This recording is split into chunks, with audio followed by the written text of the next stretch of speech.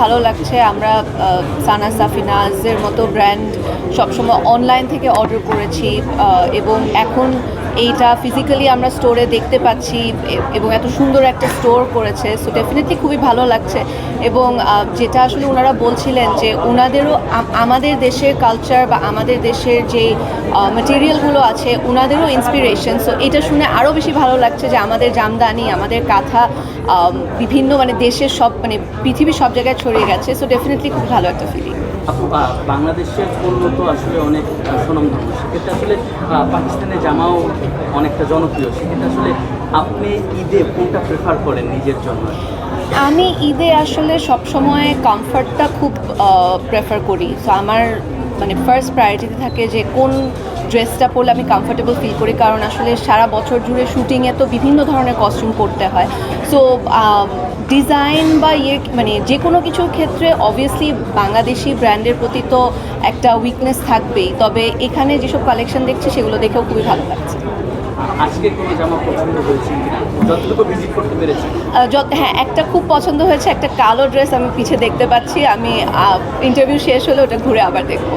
Her next drama she's going to wear Sana Safina. আপু, আমরা ইদানিং পাকিস্তানি ব্র্যান্ডের আধিক্য বেশি দেখতে পাচ্ছি, অনেক বেশি শোরুম উদ্বোধন হচ্ছে। সেক্ষেত্রে বাংলাদেশের যে ঐতিহ্য আছে পোশাকের, সেখানেও কোনো প্রভাব পড়বে কিনা? আমি ওনাদের উত্তরে আপনি কিন্তু শুনেছেন যে ওনাদেরও এরকম অনেক কালেকশন আছে যেখানে ওনারা বাংলাদেশি কালচারকে তুলে ধরেছে, যেমন জামদানি কাঁথার কথা আবার ওনারা বলছিল। সো আমার মনে হয় যে দুইটা কালচারের যদি একটা সুন্দর বন্ডিং হয় তখন জিনিসটা আরও ভালো হবে। এবং আমাদের দেশের ব্র্যান্ডদের জন্য আসলে এটা খুবই সুন্দর একটা সময়, আর ওদের কালেকশনও এখন খুবই ভালো। আমি আমাদের দেশে কিছু কালেকশন দেখেছি, সেগুলোও খুবই ভালো। সো আই থিঙ্ক একটা দেশের জন্য, একটা ইকোনমির জন্য সব ধরনের কালচারের একটা মিক্সচার যদি হয় সেটা খুবই ভালো হবে। আপু, গুঞ্জন হচ্ছে পাকিস্তানের অভিনেত্রীরা বাংলাদেশের সিনেমায় বা চলচ্চিত্র বা বিনোদন জগতে তারা আসতে পারে। সেক্ষেত্রে আপনার ওদের বিনোদন জগতে যাওয়ার ইচ্ছা আছে কিনা, ভবিষ্যতে বা প্রস্তাব পেয়েছেন কিনা, কথা হচ্ছে?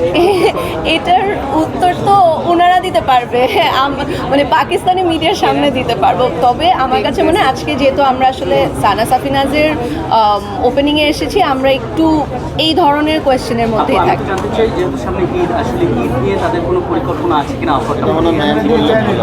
ওনাদের ঈদ নিয়ে কি পরিকল্পনা? So you guys, they want to know your preparation and your thoughts for Eid. For Eid. So, every year we have to come up with a collection for Eid, then we do one for Muharram, then we do one for winter festive wear. So we have a very a calendar that you have to follow. And that calendar now we come in with Eid, so it's all festive.